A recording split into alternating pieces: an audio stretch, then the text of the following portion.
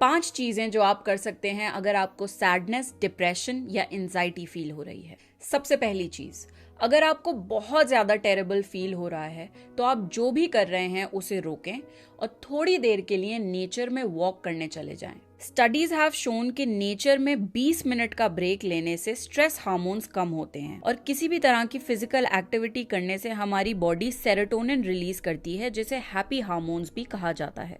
Also अगर हम कमरे में बैठे रहने की बजाय नेचर में जाकर वॉक करते हैं तो हम अल्लाह की बनाई हुई मखलूक को ऑब्जर्व करते हैं और शायद जो हमें परेशानियां बहुत पहाड़ जितनी बड़ी लग रही होती हैं वो छोटी लगने लग जाती हैं, क्योंकि हमें ये रियलाइज होता है कि जो अल्लाह इतनी डिटेल में इस दुनिया को बना सकता है वो हमारी प्रॉब्लम्स को भी सॉल्व कर सकता है। ऐसी कोई मुसीबत नहीं जिसे अल्लाह ना सॉल्व कर पाए। सेकेंड पॉइंट, किसी से अपनी फीलिंग्स एक्सप्रेस करें। अक्सर ऐसा होता है कि हम अपनी फीलिंग्स को अपने ही अंदर दबा लेते हैं, पर धीरे धीरे वो बातें हमें अंदर से खाने लग जाती हैं। पर ध्यान रखें कि आप जिससे भी अपनी फीलिंग्स शेयर करें वो ट्रस्टवर्दी होना चाहिए। ऐसा ना हो कि वो आपके राज किसी और को जाके बता दे।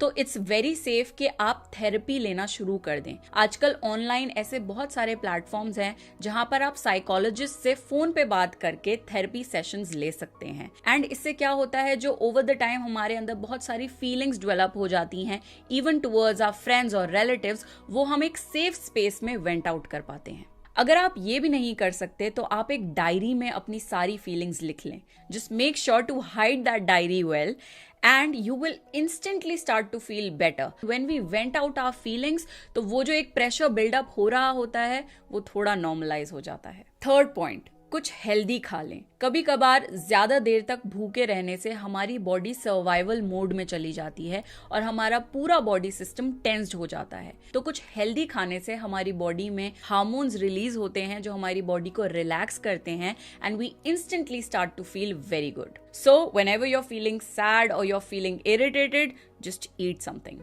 Fourth point, थोड़ी देर के लिए सो जाएं।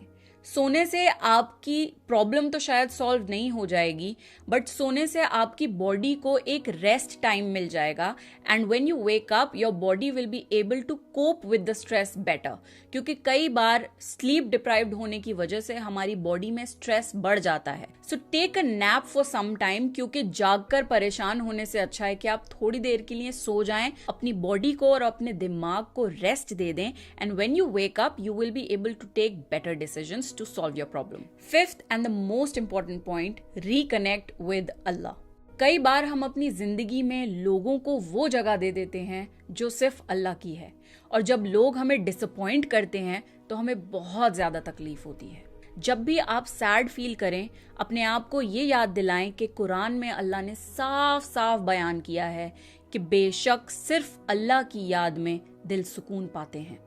क्योंकि हमारा जिस्म मिट्टी से बना है तो इसकी ग़िज़ा मिट्टी से उगने वाली चीज़ों में आती है, पर जो हमारी रूह है वो अल्लाह की तरफ से आई है और हमारी रूह की ग़िज़ा अल्लाह है। तो जब भी आपकी रूह परेशान हो तो अल्लाह से रिकनेक्ट होएं। किसी की भी लाइफ परफेक्ट नहीं होती, हर कोई अपनी लाइफ में किसी न किसी प्रॉब्लम से जूझ रहा है। कुरान में अल्लाह ने क्लियरली बता दिया है कि हम इंसान को आजमाएंगे। तो जिंदगी में अगर आपके पास कोई प्रॉब्लम आए भी और आपके पास उसका कोई सॉल्यूशन ना हो, अल्लाह ताला पर यकीन रखें और ग्रेसफुली अपनी जिंदगी को काटें ताकि वो मुसीबत आपको जन्नत ले जाए। I hope this video helped you. अगर आपको इस तरीके की और वीडियोस चाहिए please comment down below and let me know, and please follow me on all my official original accounts ताकि आपको यूजफुल वीडियोस मेरी तरफ से मिलती रहें।